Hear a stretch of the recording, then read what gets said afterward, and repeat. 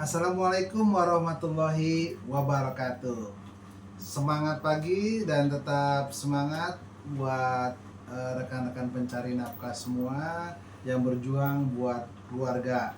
Rekan-rekan semua tetap jadikan diri kita menjadi pribadi yang selalu dirindukan oleh orang-orang yang kita cintai. Hari ini saya akan bercerita tentang konsep penjualan. Seorang sales harus punya konsepnya itu seperti apa, siklusnya penjualan itu seperti apa.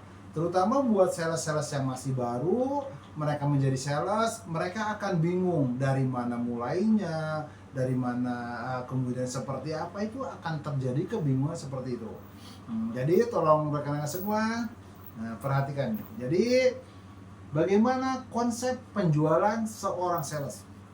Kita awali dengan, jika kita menjadi seorang sales, awali dengan schedule, atau dalam bahasa sehari-hari itu rencana. Seorang sales, hari ini saya akan menjual barang, saya hari ini akan mulai kejar target, harus ada rencana dulu. Misal besok saya mau order ke Jakarta, misalnya daerah Jakarta. Saya akan mulai dari sini jam segini, saya akan berjalan dengan siapa, bareng sama siapa, minta pendapat siapa misalnya. Jadi ada schedule. Saya jam 7 ke kantor, saya jam setengah 8 sampai jam 8 saya ikut briefing di kantor. Jam setengah 9 saya mulai keluar dari kantor, jam 9 saya mulai order. Itu ada rencana, itu harus ada rencana untuk seorang sales. Schedule dulu, ada rencana, segala sesuatu harus direncanakan. Yang kedua, setelah kita punya rencana, itu yang kita sasaran berikutnya adalah prospeknya. Jadi prospek, setelah kita punya rencana, oh hari ini saya jalan ke Jakarta deh. Udah mulai itu, udah jam setengah 9 kita mulai. Yang kedua itu harus ada prospek. Prospek itu misalnya seperti ini, saya bekerja di sebuah perusahaan yang bergerak di bidang kredit barang harian. Apa segmennya?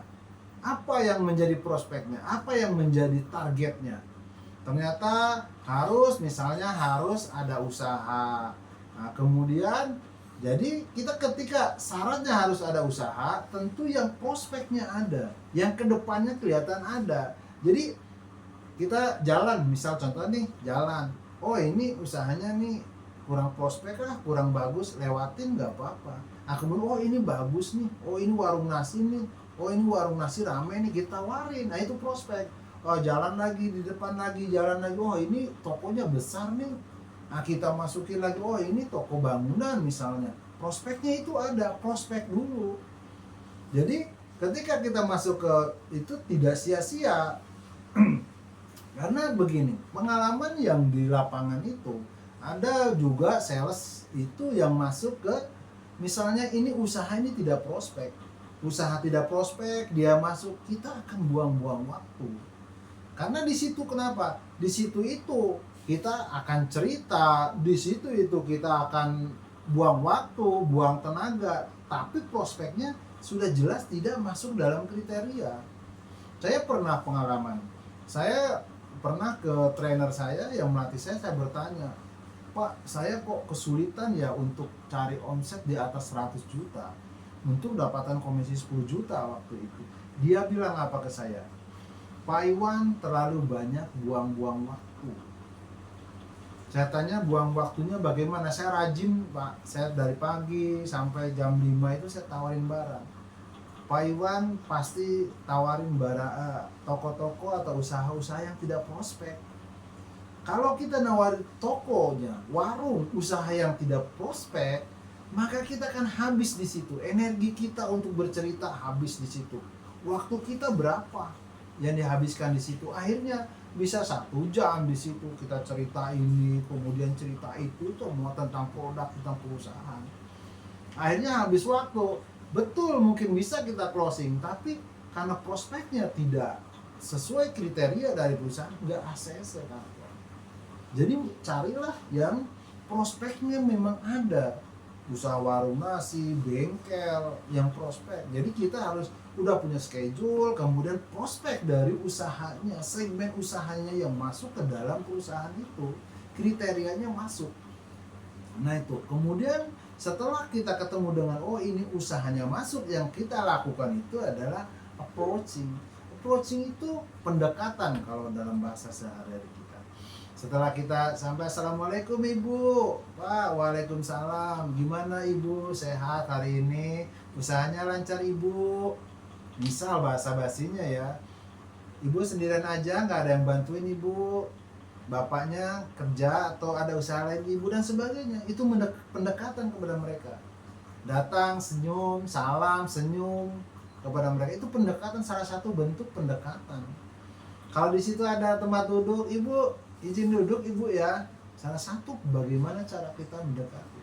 Kalau mendekati orang itu, cara mendekati calon konsumen itu, kalau sudah oh iya dari mana mas, ah, iya dari apa dan sebagainya, mulai prospek. Karena cara mendekati calon konsumen itu salah satunya adalah bagaimana cara kita bisa respon dari si konsumen itu.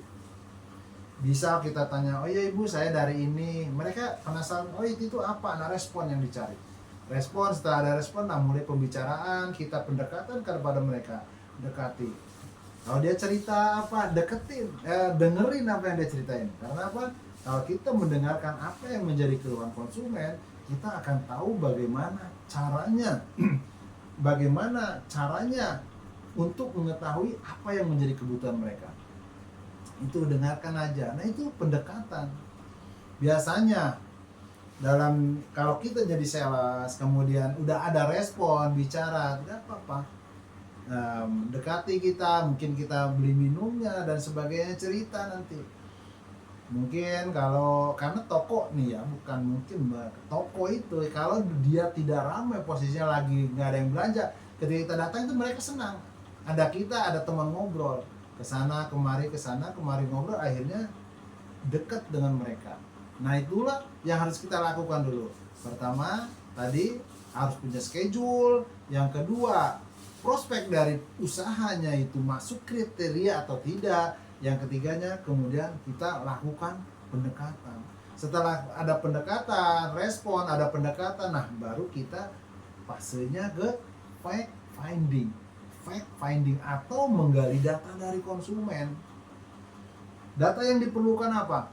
Kalau dalam perusahaan ini biasanya satu, usahanya milik sendiri apa bukan, kontrakannya itu tahunan apa bulanan atau punya sendiri, kalau ambil barang itu buat siapa, omsetnya berapa, nah, kemudian ada kerjaan tambahan enggak atau usaha tambahan enggak. Itu menggali data dari konsumen, tapi tidak kita menghakimi konsumen. Ibu berapa kontrakannya setahun, ibu setahun apa bulanan apa tahunan, ibu penghasilan berapa, enggak seperti itu. Kita lagi bicara misalnya, ibu buka jam berapa ini bu? Oh saya buka dari jam 6 pagi mas sampai jam 10 malam. Nah kita tahu, oh berarti omset berapa itu bu kalau buka selama dari pagi sampai sore seperti itu. Konsumen bilang misal rata-rata sih 2 juta mas, omset 2 juta, usaha kelontongan kita ambil 10%, berarti 200.000, dia punya keuntungan 200.000 dari usahanya itu. Nah kalau kita tawarkan kredit ke mereka jangan lebih dari 200.000, seperempatnya aja, mungkin 50.000. Kalau kita ajuin kredit di 50.000 itu masuk ke dalam kriteria. Kemudian kita mau tahu itu usaha kontrakannya bulanan atau tahunan, kita tanya, ibu ini pinggir jalan seperti ini setahun berapa kontrakannya? Mereka pasti jawab, oh setahun sekian, atau oh saya nggak tahunan pak, saya kontraknya bulanan, atau oh ini mah punya sendiri pak, keturunan dari orang tua. Nah itu banyak, kita akan tahu dari situ. Berapa lama pun begitu.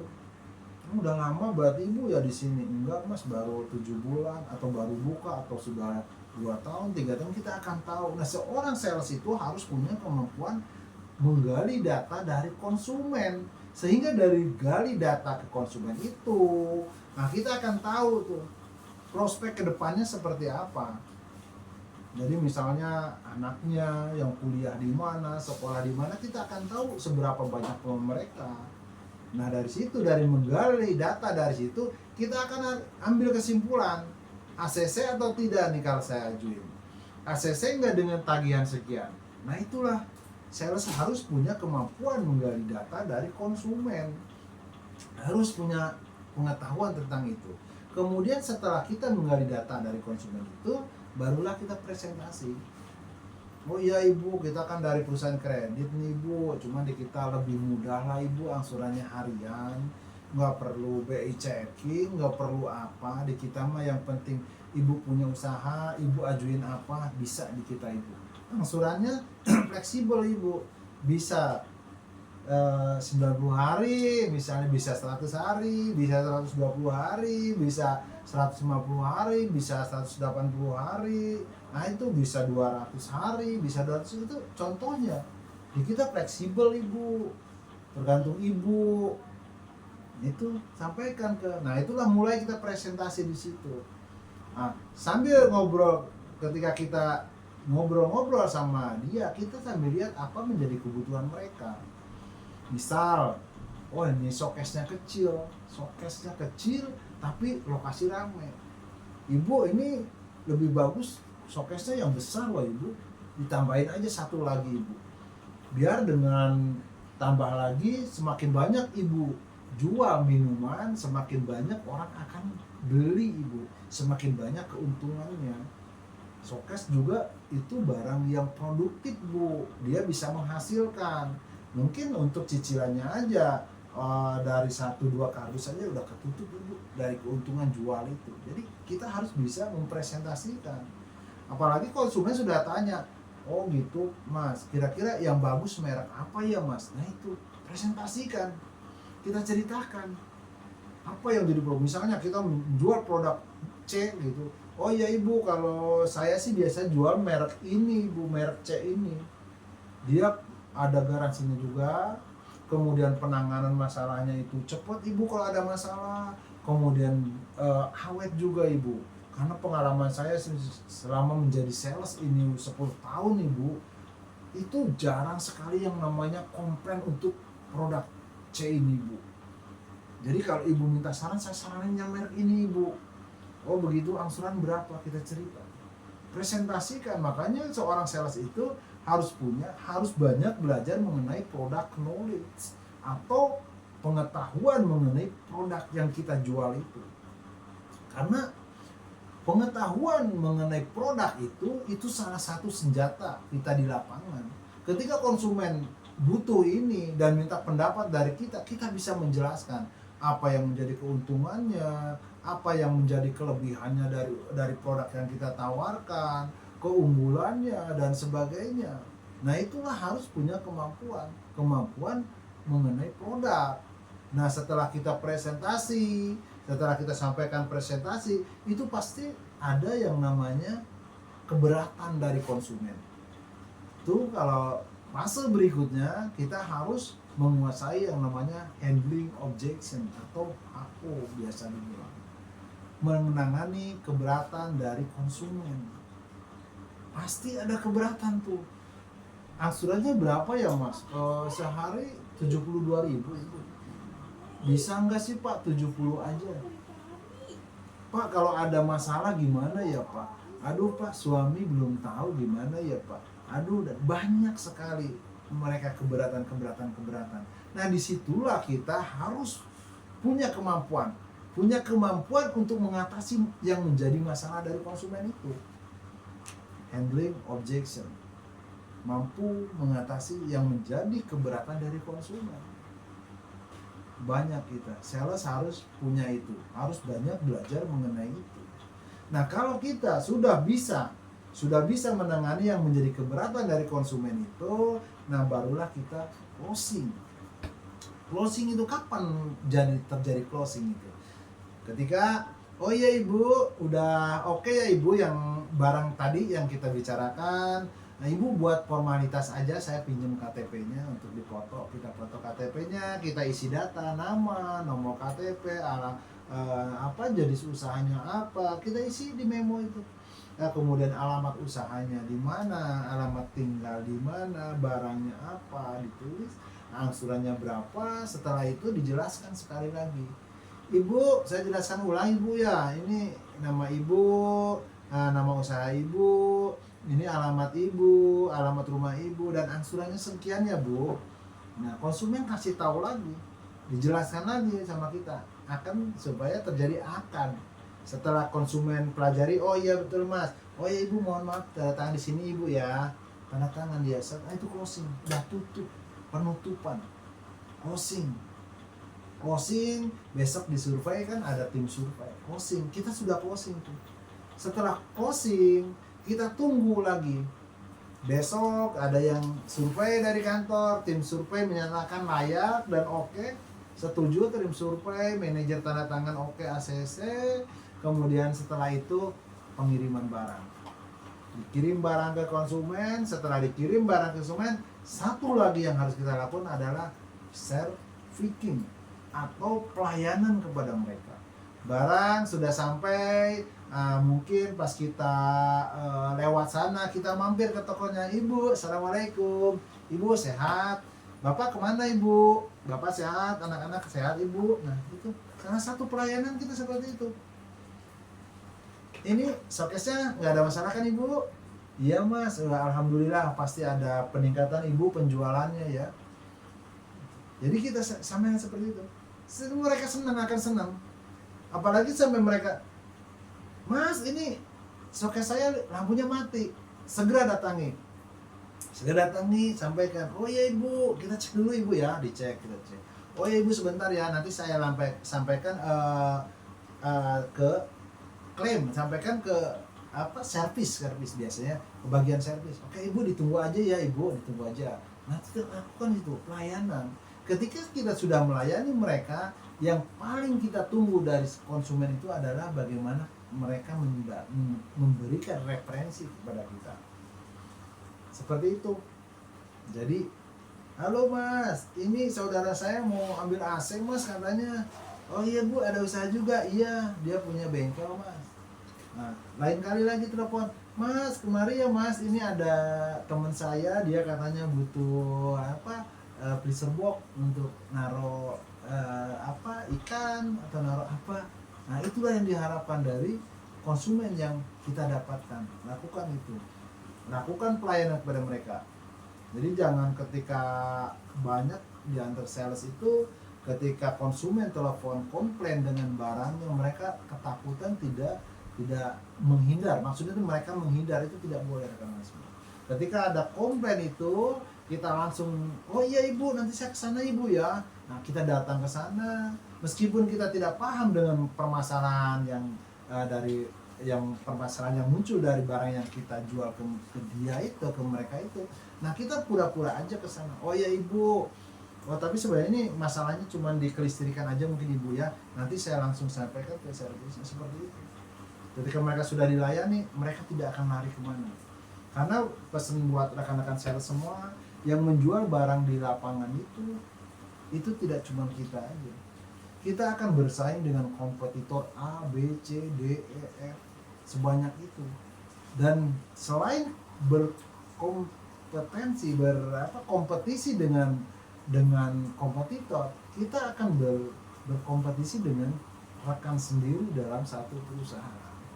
Maka dari itu, pesan saya buat rekan-rekan semua, kalau sudah kita punya pelanggan, nah itu lakukan pelayanannya. Layani mereka, dengarkan apa yang menjadi keluhan mereka. Jadi itu aja rekan-rekan yang saya sampaikan untuk saat ini. Jika ada di antara rekan mau tanya dan sebagainya, boleh ditulis di kolom komentar. Oke rekan-rekan semua, itu yang saya sampaikan. Tetap semangat, maju terus, pantang mundur. Assalamualaikum warahmatullahi wabarakatuh.